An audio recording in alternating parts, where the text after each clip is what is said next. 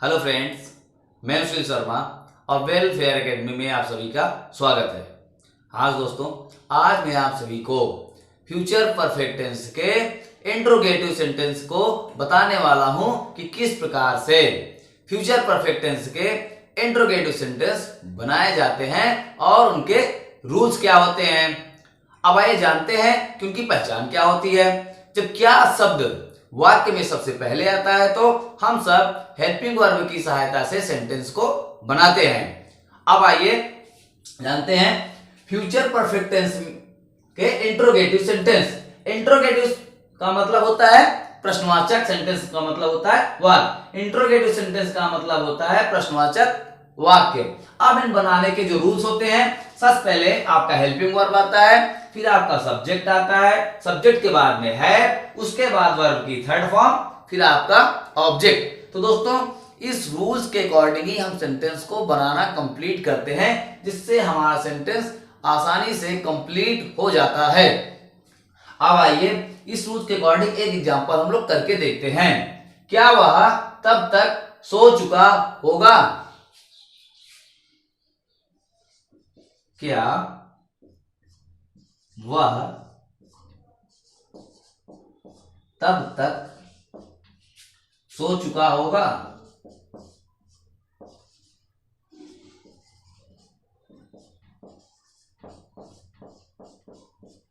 Question mark लगाना ना भूलें।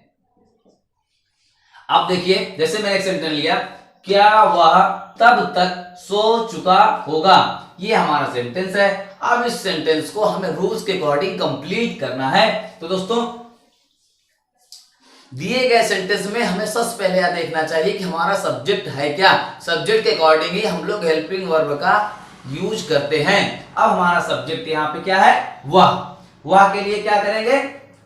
यहां पर ही का प्रयोग करेंगे। तो ही के साथ क्या लगेगा दोस्तों? विल का प्रयोग करते हैं। तब सबसे पहले यहां पे हम लिखेंगे विल। अब बात आती है सब्जेक्ट की। सब्जेक्ट आपका हुआ है, यहां लिखेंगे ही। उसके बाद आपका क्या आता है? हैव। मैंने हैव लिख दिया यहां पे। अब बात आती है वर्ब के थर्ड फॉर्म की। तो देखना है कि सेंटेंस में क्रिया क्या हो रही है। सब्जेक्ट के द्वारा जो कार्य किया जा रहा होता है वही उस सेंटेंस की क्रिया होती है, यानी कि वर्ब होती है। अब यहाँ पे क्रिया क्या हो रही है? सोने की। तो स्लीप मतलब होता है सोना। स्लीप का थर्ड फॉर्म होता है स्लेप्ट। अब यहां पे हम लोग लिखेंगे will he have slept. Slept. अब बात आती है तब तक के लिए। तो तब तक के लिए की इंग्लिश होती है बाय देन। यहां क्या लिखेंगे हम लोग? By then, question mark. अब देखिए कितनी आसानी से हमारा सेंटेंस कंप्लीट हो गया। सबसे पहले मैंने लिखा यहां पर सब्जेक्ट के अकॉर्डिंग हमने हेल्पिंग वर्ब लगा दिया। उसके बाद आपका देखिए सब्जेक्ट आ गया, हैव आ गया, वर्ब की थर्ड फॉर्म आ गई, और उसके बाद ऑब्जेक्ट। ऑब्जेक्ट क्या है? तब तक। तो हमने लिख दिया बाय देन। तो देखिए रूल्स के अकॉर्डिंग हमारा सेंटेंस बड़ी आसानी से कंप्लीट हो गया। टेंसेस बनाने आपको आने ही चाहिए, अदरवाइज आपको जो है एक्टिव पैसिव या डायरेक्ट इनडायरेक्ट बनाने में भी प्रॉब्लम होगी। इसलिए आप लोग रूल्स टेंसेस के जरूर सीखें।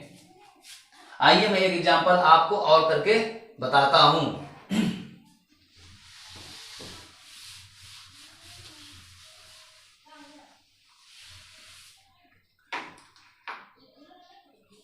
जैसे मैंने एक एग्जांपल लिया, क्या तुम वहां पहुंच चुके रहोगे? क्या तुम वहां पहुंच चुके रहोगे, ये हमारा सेंटेंस है। अब हम इस सेंटेंस को बनाना सीखेंगे। क्या तुम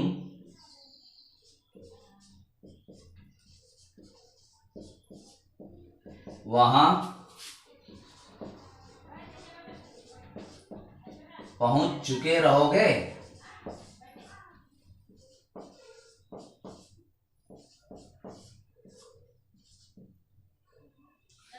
क्या तुम वहां पहुंच चुके रहोगे, ये हमारा सेंटेंस है। इस सेंटेंस को हमें कंप्लीट करना है। तो आप देखिए सबसे पहले सब्जेक्ट क्या है आपका? तुम, यानी कि यू। यू के साथ क्या लगाएंगे? विल। सबसे पहले यहां लिखेंगे हम विल यू, उसके बाद have. Helping verb, subject you हो गया, हैव आ गया। अब बात आती है वर्ब के थर्ड फॉर्म की। तो क्रिया क्या हो रही है दोस्तों इस सेंटेंस में? पहुंचने की। पहुंचने की इंग्लिश होती है रीच, और इसका थर्ड फॉर्म होता है रीच्ड। अब यहां लिखेंगे will you have reached. Reached. अब वहां की इंग्लिश होती है देयर। Question mark.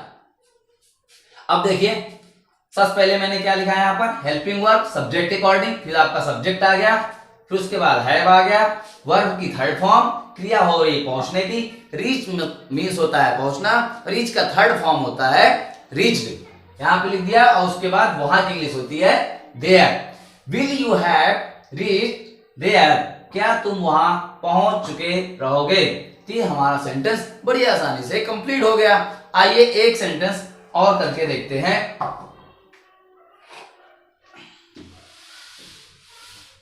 जैसे मैंने एक एग्जांपल लिया, क्या तब तक मैं अपना काम नहीं कर चुकूंगा? क्या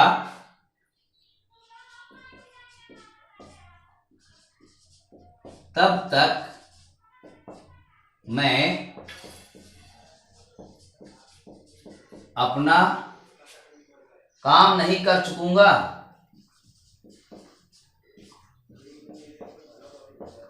अपना काम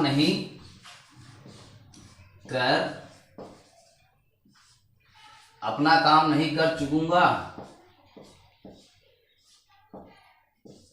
क्वेश्चन मार्क।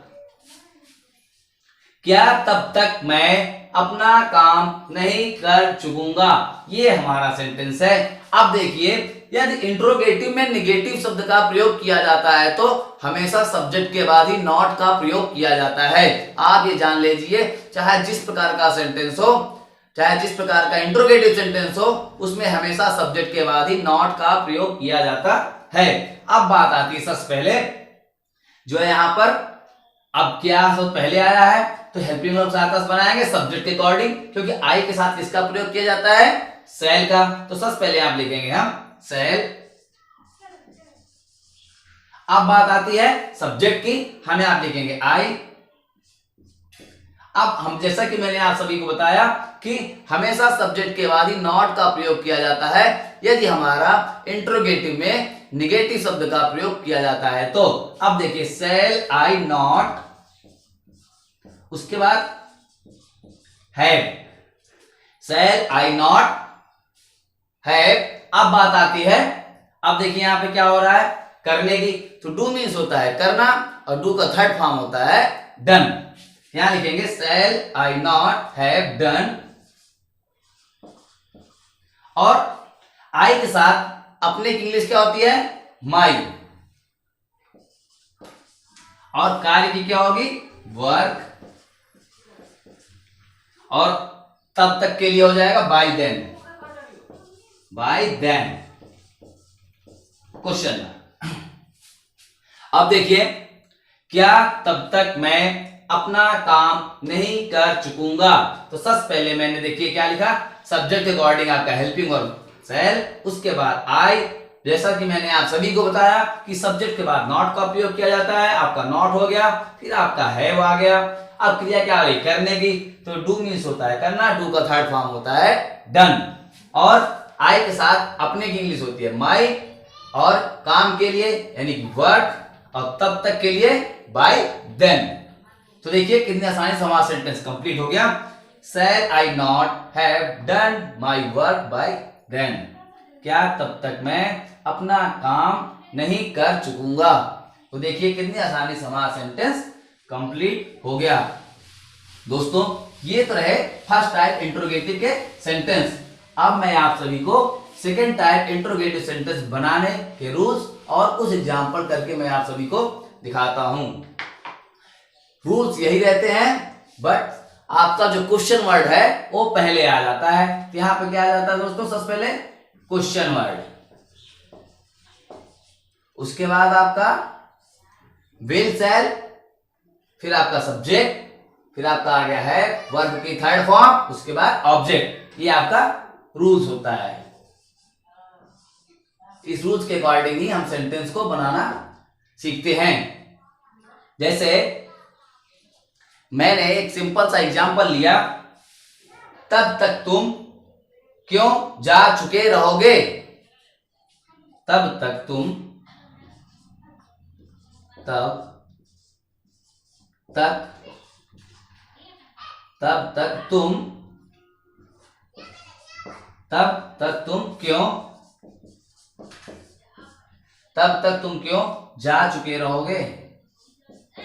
जा चुके रहोगे, क्वेश्चन मार्क। अब देखिए, जैसा कि मैंने आप सभी को बताया कि यदि हमारा क्वेश्चन वर्ड सेंटेंस के बीच में आता है तो हम लोग सबसे पहले उसकी मीनिंग लिखते हैं, उसकी स्पेलिंग लिखते हैं। ये क्वेश्चन वर्ड आ गया यहाँ पे, अब देखिए बीच में आ रहा है क्यों, तो सबसे पहले हम इसकी मीनिंग सबसे पहले लिखेंगे, उसके बाद आपका हेल्पिंग वर्ब, फिर आपका सब्जेक्ट है वर्ब की थर्ड फॉर्म, उसके बाद ऑब्जेक्ट। तो सबसे पहले अब देखिए, तब तक तुम क्यों जा चुके रहोगे, ये हमारा सेंटेंस है। अब सबसे पहले क्या है, क्यों की इंग्लिश क्या होती है, वाई। यहां सबसे पहले क्या लिखेंगे दोस्तों हम लोग, वाई। अब बात आती है सब्जेक्ट की। सब्जेक्ट आपका क्या है, यू। यू के साथ किसका प्रयोग होगा, विल का। तो यहां पे हम लिखेंगे विल, वाई विल यू। अब आ गया आपका सब्जेक्ट, यानी कि क्वेश्चन वर्ड, फिर आपका हेल्पिंग वर्ब, उसके बाद सब्जेक्ट, उसके बाद हैव। अब यहां पे प्रयोग करेंगे इसका हम लोग, हैव का। Why will you have. अब बात आती है, क्या बोलते हैं, अब क्रिया क्या हो रही है, जा चुके रहोगे। तो जाने की इंग्लिश क्या होती है, गो, और गो का थर्ड फॉर्म क्या होता है, gone. Why will you have gone. और तब तक के लिए क्या होता है, by then, by then. Question mark दोस्तों लगाना ना भूलें। अब देखिए, why will you have gone by then, तब तक तुम क्यों जा चुके रहोगे। सबसे पहले आपका क्वेश्चन वर्ड हो गया, फिर आपका हेल्पिंग वर्ब हो गया, सब्जेक्ट हो गया, हैव हो गया, आपका वर्ब की थर्ड फॉर्म गॉन हो गई, और तब तक के लिए बाय देन। तो why will you have gone by then, तब तक तुम क्यों जा चुके रहोगे। ये देखिए हमारा सेंटेंस बड़ी आसानी से बन गया। अब मैं आप सभी को एक एग्जांपल और करके दिखाता हूं, आप सेंटेंस अच्छे से सीखें। जैसे मैंने एक एग्जांपल लिया, तुम यह कार्य कैसे कर चुके रहोगे। तुम